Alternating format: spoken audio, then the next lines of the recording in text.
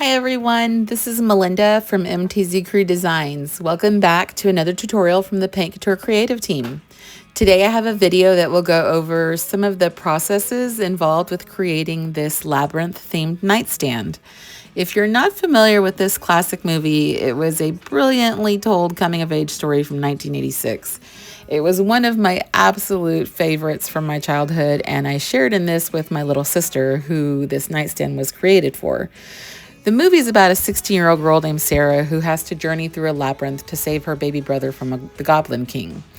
I really love sci-fi and fantasy films, so it was a lot of fun getting to interpret some of the movie's thematic elements through the world of furniture art.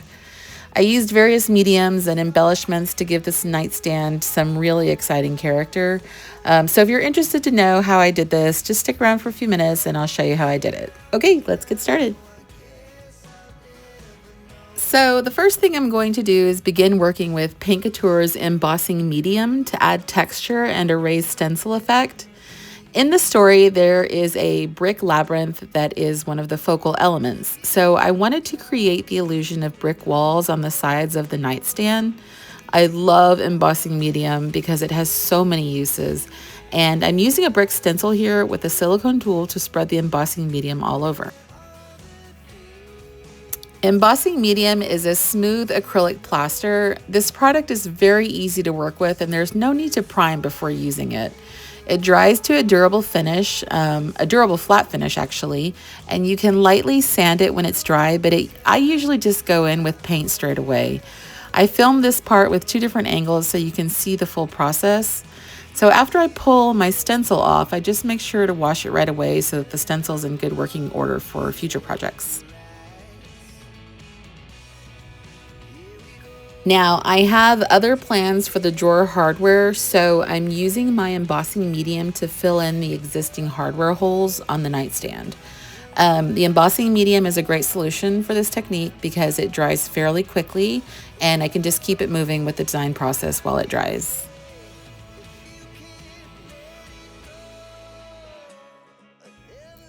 So next I want to show you how I used this movie poster as my decoupage paper. If you're not familiar with the texture of a poster, the paper is pretty thick. So much thicker than normal decoupage paper that is usually like a tissue paper or rice paper. So I want to thin this paper out. To do that, I'm going to lay the poster face down on my kitchen counter. And all you need for this is some clear packing tape. So starting at the bottom, I'm going to tape the poster down, leaving a little bit of tape hanging off of each side. And then I'll do the same all the way up to the top of the poster.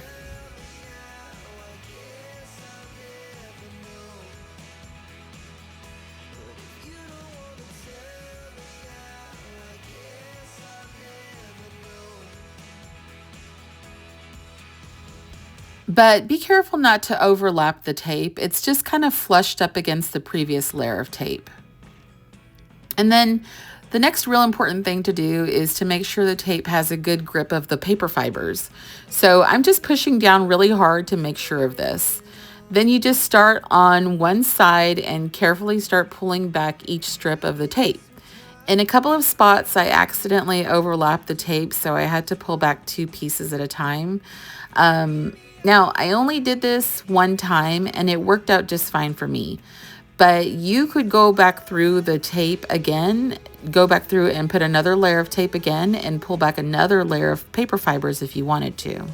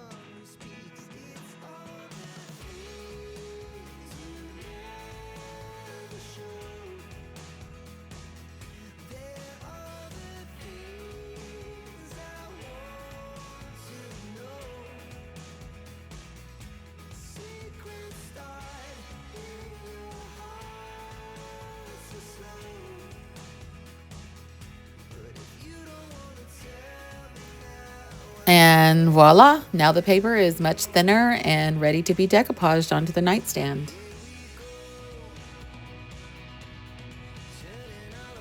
Before I add the movie poster, I'm using Paint Couture's chalk style paint and Simply White to prepare the surface for the decoupage paper. I almost always paint my surface in white when I'm going to use decoupage paper because it will allow for the brightest transparency of colors in the paper. So before I begin gluing the paper down, I want to cut some areas here where there are gaps from where the drawers meet the frame. This makes it just a little bit easier on me because I can pull the drawers out and decoupage each area individually. I'm using Paint Couture's Decoupage Medium in Matte Finish as my glue here. Just careful to push out any air bubbles before going back over it with another layer of the medium to seal it all in.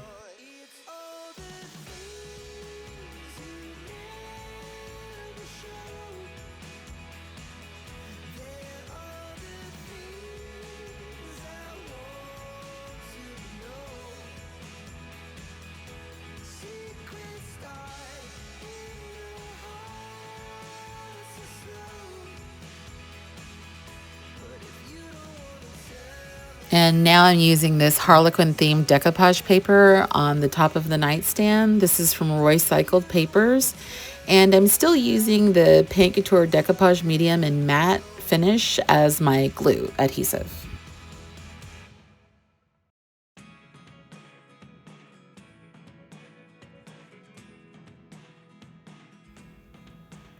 Now, if you follow my work, you already know I'm a huge fan of metallic paints. The brighter and shinier, the better. So, of course, I'm working that element into this nightstand design. I love, love, love Paint Couture's Luxe metallic paints, so I'm using the colors bronze for the lines in between the bricks and one of their newest metallic colors called walnut on the brick areas. In the movie, the Labyrinth is very aged and grungy, kind of grungy looking aesthetic, so I'm designing this to look very similar. I'm not going for perfection, just true grunginess. But I do blend the colors ever so slightly here and there.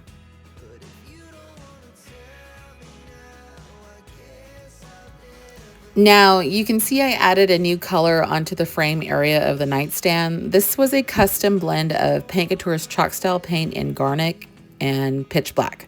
I wanted it to look almost burgundy, so it's about a 3-to-1 ratio of Garnet with just a hint of pitch black. But now that it's dried, I'm going to add another illusion of texture with one of my favorite painting tools, a sea sponge.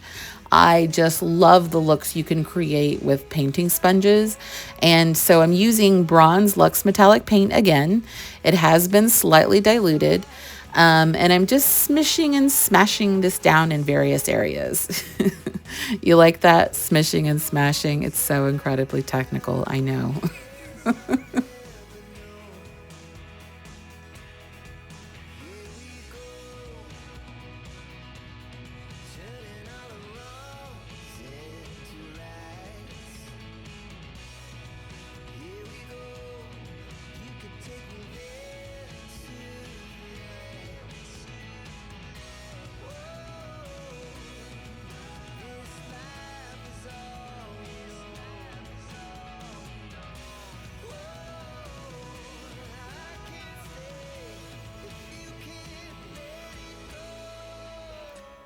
So in the movie, Sarah has to solve the labyrinth in under 13 hours.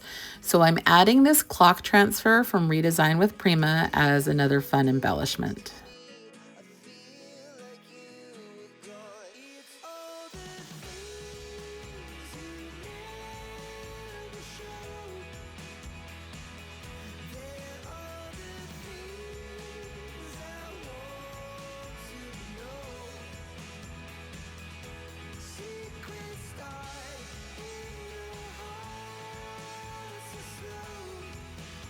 And then to keep the design in line with an old world grungy feel, I'm using Paint Couture's two-step Crackle Kit over the paper and the transfer. It's important to keep in mind that if you want small cracks on your project, just apply the step 1 in thin layers. Alternatively, if you want the cracks to be bigger in size, you'd want to apply the step 1 in thicker layers.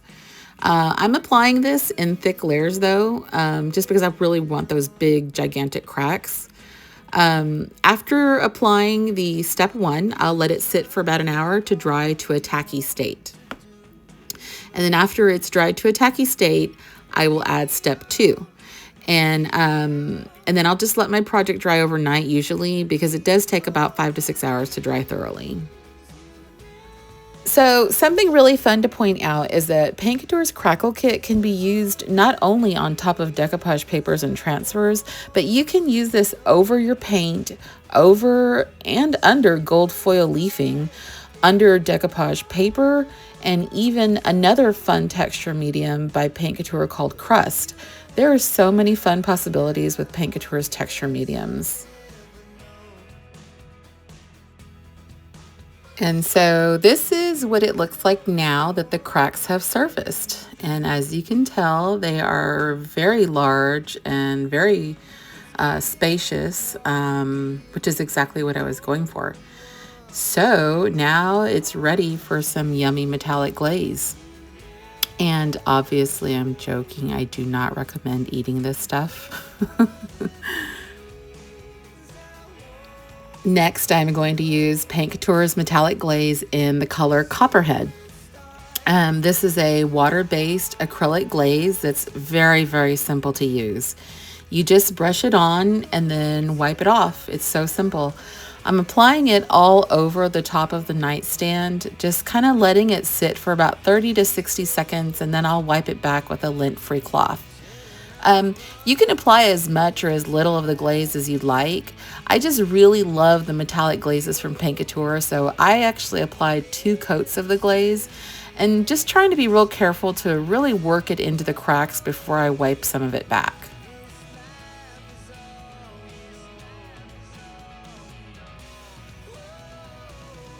And so now this is what it looks like after applying the Copperhead glaze. Isn't that gorgeous? These glazes can also be used as a stain, and when you use the metallic glaze as a stain, the wow factor is just next level. I'm telling you, it's so pretty.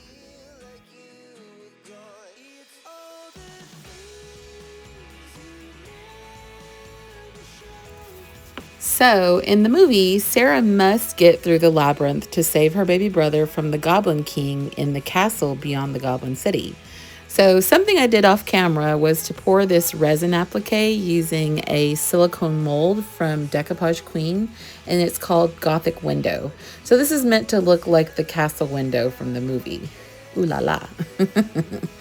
To make this resin applique, I used rapid casting resin from Capital Crafts by Paint Couture.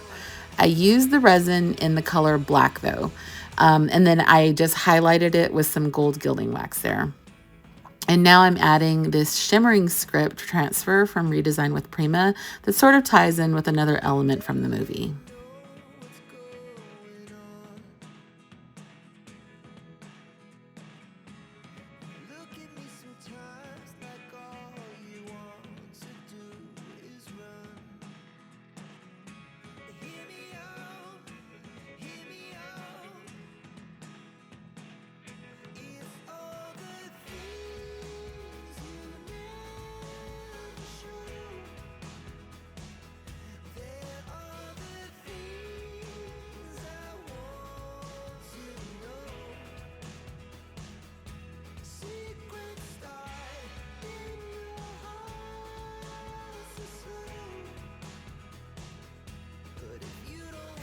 And now my project is complete. There are so many references from the movie throughout the entire design. If you're a big fan of the movie, like my sister and I are, you will definitely notice them. This piece was so much fun to create. It literally is just loaded with tons of nostalgia for me. Please let me know what you think in the comments below. And that wraps it up for today's tutorial.